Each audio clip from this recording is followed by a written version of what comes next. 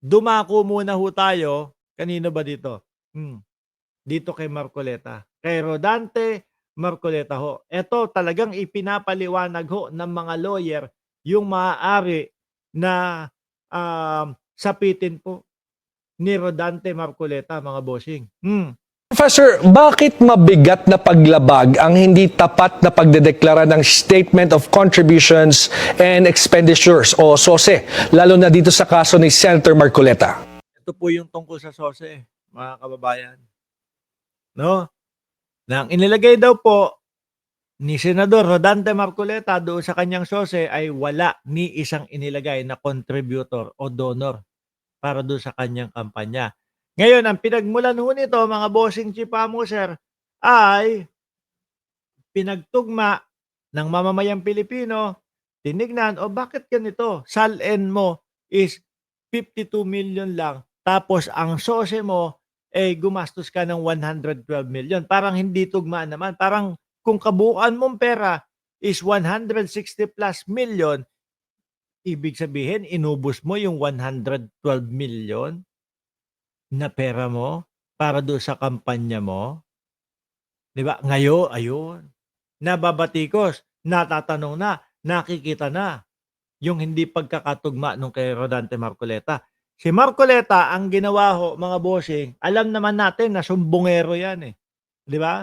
Alam naman ho natin na kapagka siya ay binabanatan or whatever, ang punta niyan doon sa Net25. Doon yan doon yan magsasalita na, Sen, sasabihin nung dalawa, yung parang uto-uto na dalawa, Sen, sabi po nung isang senador na ganito, ganyan, no? Sabi ni Marcoleta, sinong senador? Hindi ko na lang po papangalanan para hindi kayo magkagulo, hindi kayo mag-away, ganito. Doon nagsusumbong si Marcoleta. Doon ipinaliwanag ni Rodante Marcoleta, mga bossing, yung meron naman pala talaga siyang nakuhang mga donasyon. Meron naman talaga palang nagbigay sa kanya ng pera pangtulong doon sa pangangampanya niya. Sa liwanag ho, mga kababayan. Hindi na po tugma doon sa kanyang SOSE. 'Di ba? Yung sabi niya doon sa kanyang SOSE is walang nagbigay kahit sino. Zero. Pero yung pag-amin niya, meron. So ngayon ang isinusulong nitong mga ito, no, na mga lawyer ay madiskwalipika si Marcoleta. O ano sa Tagalog, matanggal bilang senador si Marcoleta. Paano po mangyayari 'yon? Pakinggan niyo po. Ang mabilis na sagot diyan ay may karampatang parusa ito ng permanent disqualification from office. Permanenteng diskwalifikasyon. Ibig sabihin, hindi na makakatakbo ulit si Marcoleta. Baka sa kahit anong public office pa yan, ano? Pa sa posibilidad ng pagkakakulong mula 1 taon hanggang 6 na taon. Ay ko po, makukulong pa. Oo, bakit? Kasi yung SOSE, pinanunumpaan ho yan eh. Pagka yung pinanumpaan mo, nagsinungaling ka dyan, yun yung pwedeng maging karampatang parusa. 1 taon minimum, maximum 6 na taon.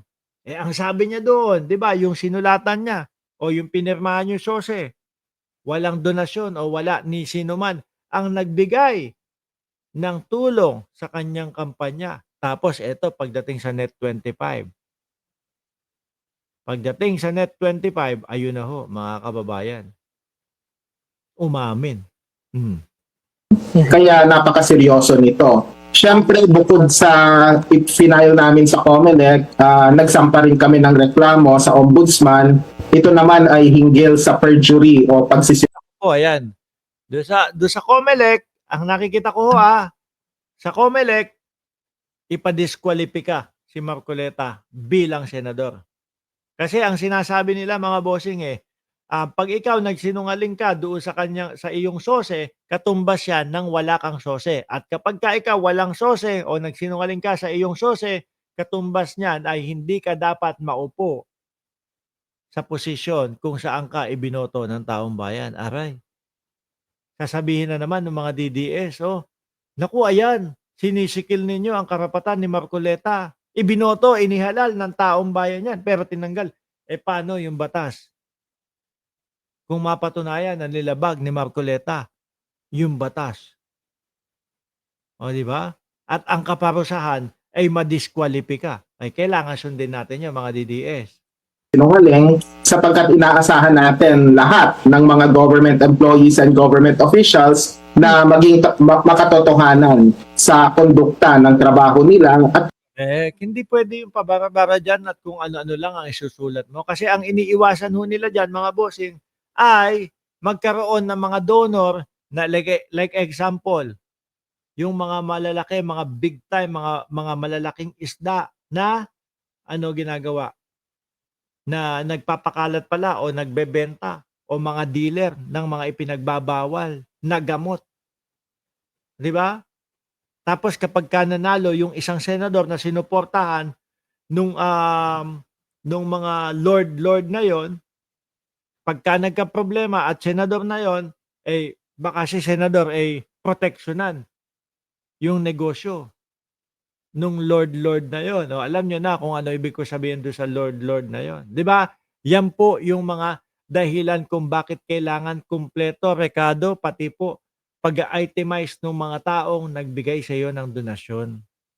Kaya nga ang iniisip ng mamamayang Pilipino, hindi kaya mga diskaya kaya yung ano ni Marcoleta, yung donor ni Marcoleta. Kaya hindi niya isinulat kasi makikita, malalaman sa mga susunod na mga panahon, no?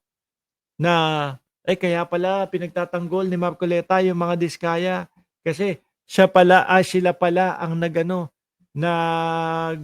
ng panggastos doon sa kanyang kampanya. Di po ba mga bossing? Kaya hindi maiiwasan na isipin mga kababayan. Sabi ni HD Channel, tama lang naman takpan mo bibig mo pag umuubo ka. Di mo kailangan manigaw. Si Guanzon. Wala tayong magagawa. Siguro ang gustong-gusto ni Guanzon is ano lang ho, mga bossing. Kumbaga, mapansin. Dati pa naman parang halatang-halata na kulang sa pansin yan Si Rowena Guanzon, di ba? Meron pa tayo ditong topic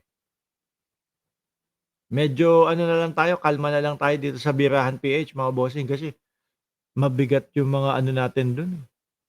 Mga topic natin doon sa sa Mark Ramos. Eto, kay Panelo muna tayo. Nasaan ba yung kay Panelo? Hindi ko yata na-download Marcoleta, Panelo.